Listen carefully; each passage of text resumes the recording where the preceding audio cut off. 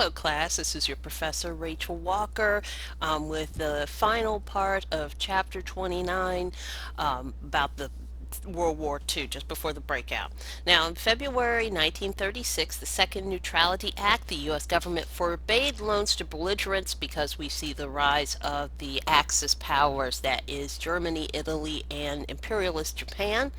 But they weren't the only guys in the Axis party. One I would consider sub-Axis is Spain.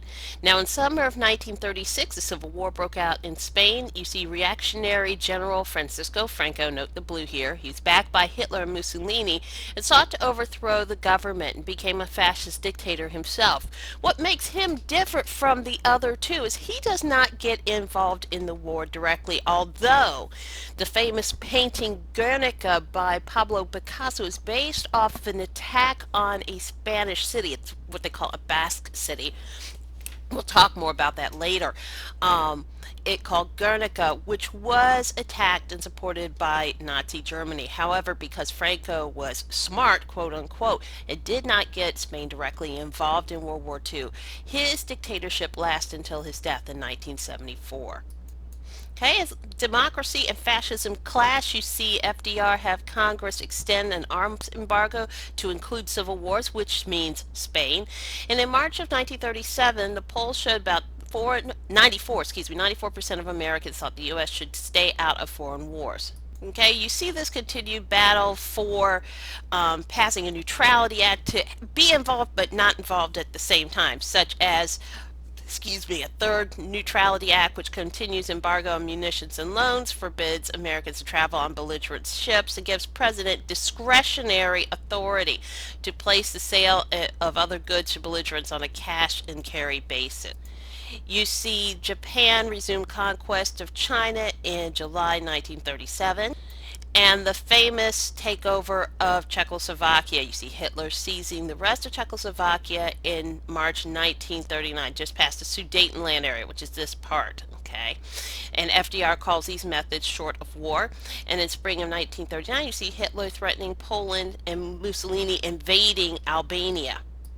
Roosevelt urged Congress to repeal the 1937 Neutrality Act so the U.S. could sell arms to Britain and France. Okay, but he didn't press the issue when he did not have the votes. And in August 1939, Germany and the Soviet Union signed a non-aggression pact that won't last long. We talked about this earlier, called the Molotov-Ribbentrop Pact.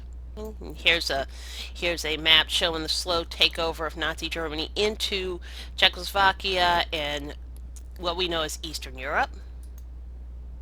Okay, and then September 1st, 1939, Hitler invades Poland, and basically it fell in less than a month. And between April 9th and June 22nd, 1944, you see Hitler take Denmark, Norway, the Netherlands, Belgium, and France. You see the British Army forced to flee across the channel at Dunkirk. Okay, and here's the map that shows some of the European theater. Don't panic about this. It's just to show you, it's from the prior book that we used in this class, some of the major battles. Okay, we have the Blitzkrieg, known as the Lightning War. It occurred in spring 1940, where there's a sudden attack on the neighboring countries. That's the takeover that they were talking about with this right here in this frame.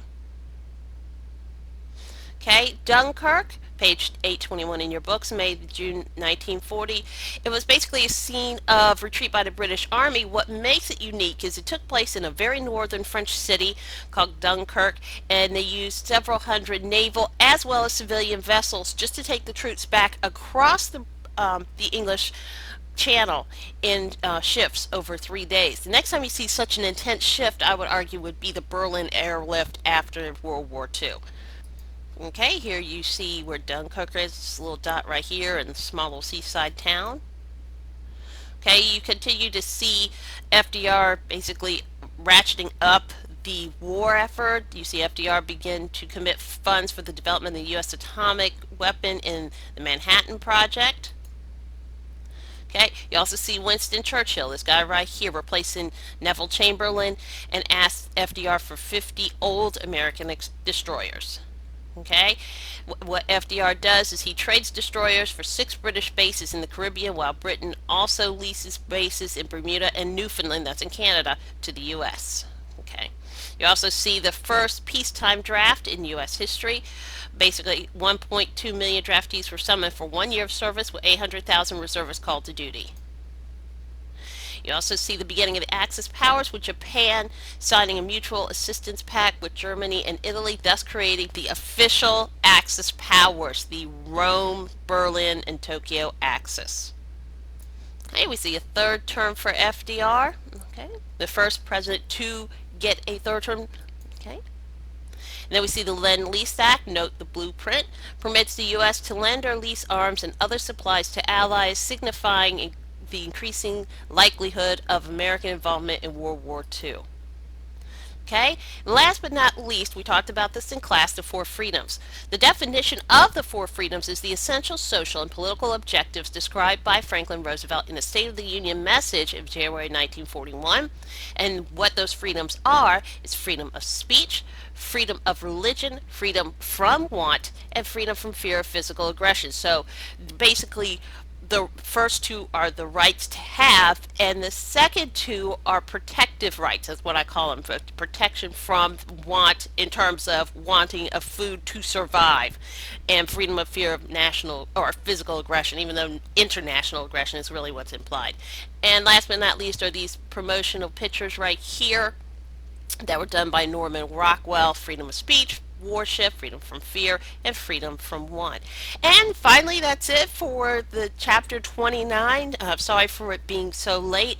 I hope this helps you out in getting more insight of what happened prior to the attack on Pearl Harbor.